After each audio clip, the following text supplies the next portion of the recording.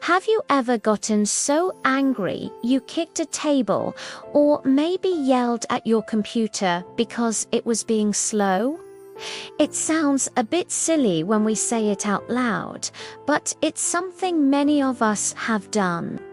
We get angry at things, inanimate objects that can't feel or hear us. This anger, in a strange way, is a form of connection.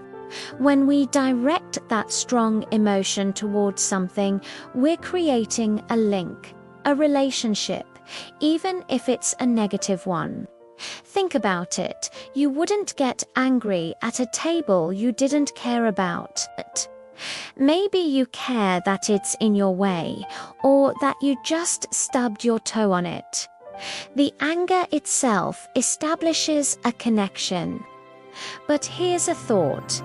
If we can form connections through anger, we can also form them through its opposite, love. This isn't just about romantic love. It's about compassion, understanding, and kindness.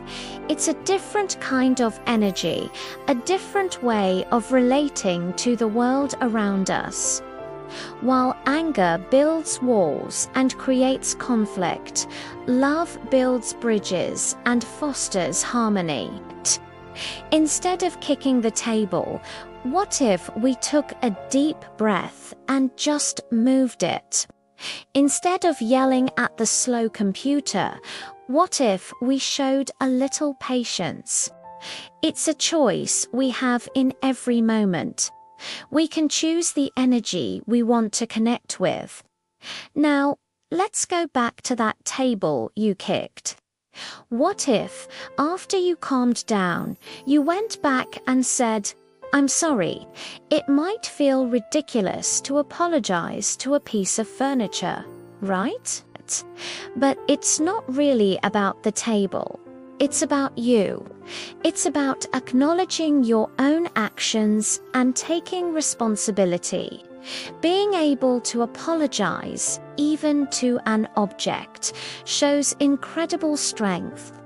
It means you re-strong enough to admit you lost control, and you re-humble enough to want to make it right, even if it's just with yourself. True strength isn't about how hard you can hit something.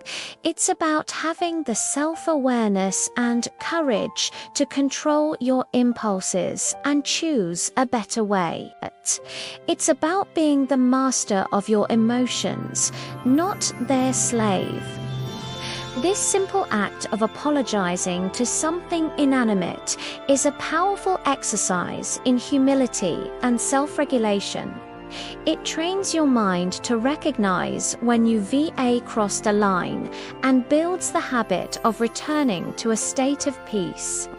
This idea of strength through apology leads us to an even more powerful concept: forgiveness.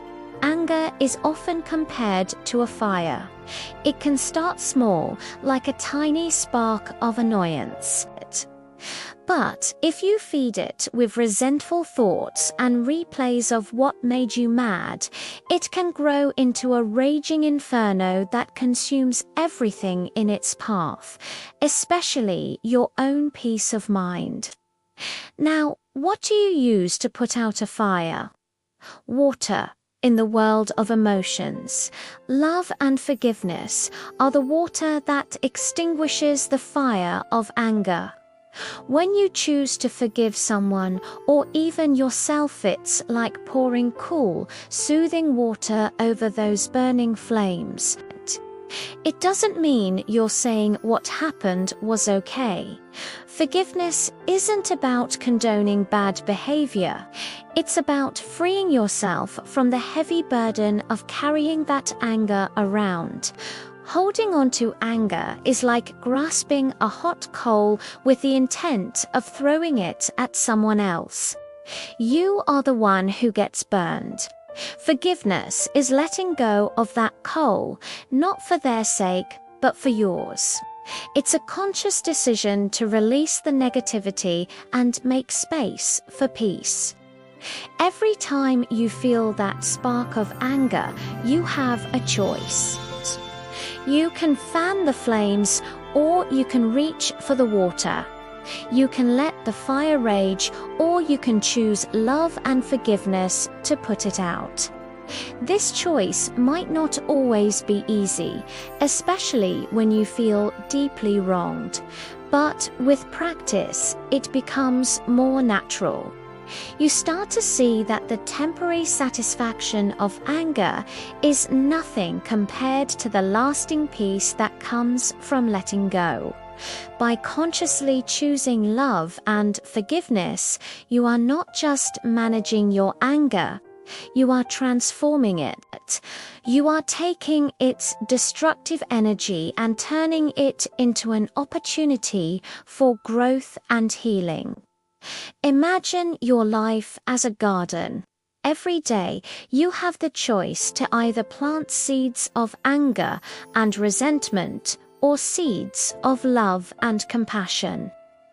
If you keep planting anger, replaying arguments in your head, holding grudges, focusing on negativity, your garden will be filled with thorns and weeds. It will be a place of bitterness and unhappiness. But if you choose to plant seeds of love, practicing kindness, showing gratitude, forgiving others, and being gentle with yourself, your garden will blossom. It will become a vibrant, beautiful place filled with peace, joy, and connection.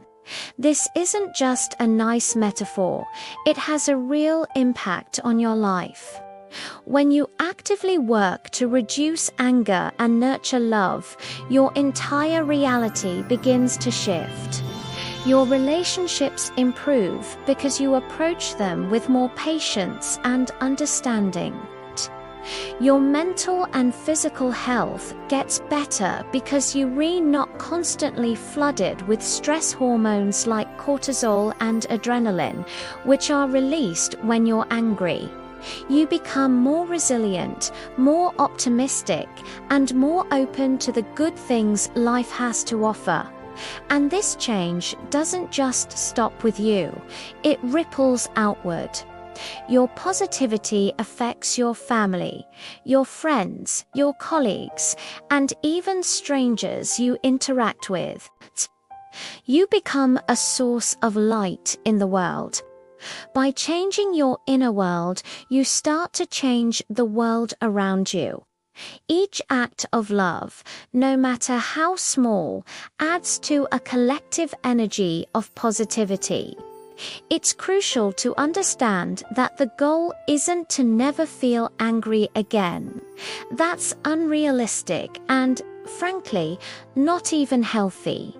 Anger is a natural human emotion. It's a signal, a messenger. It often tells us that a boundary has been crossed, that an injustice has occurred, or that something we value is being threatened.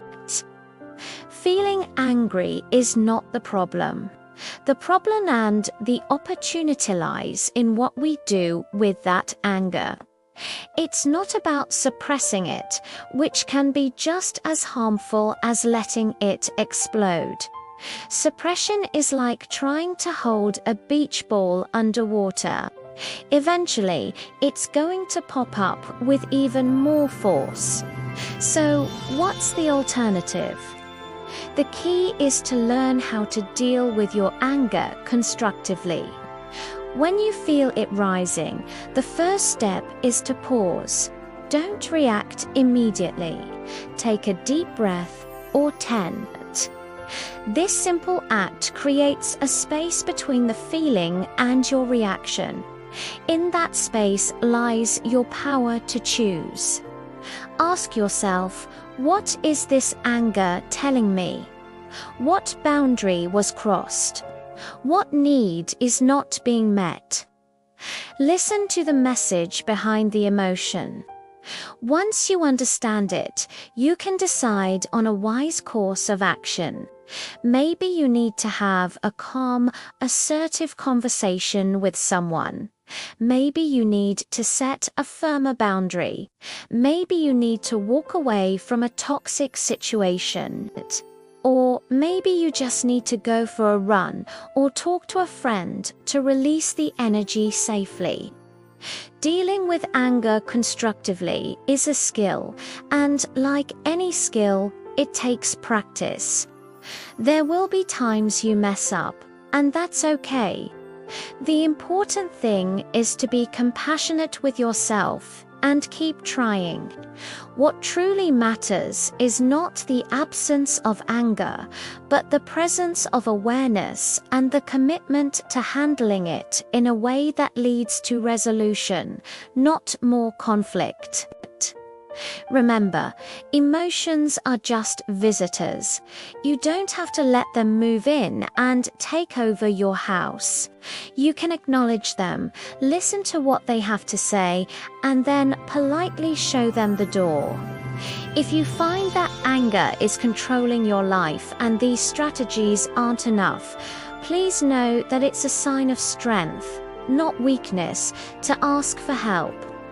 Talking to a therapist or a counselor can provide you with tools and support specifically tailored to you. But there are people who dedicate their lives to helping others navigate these powerful emotions, and reaching out is a brave and powerful step towards a more peaceful life.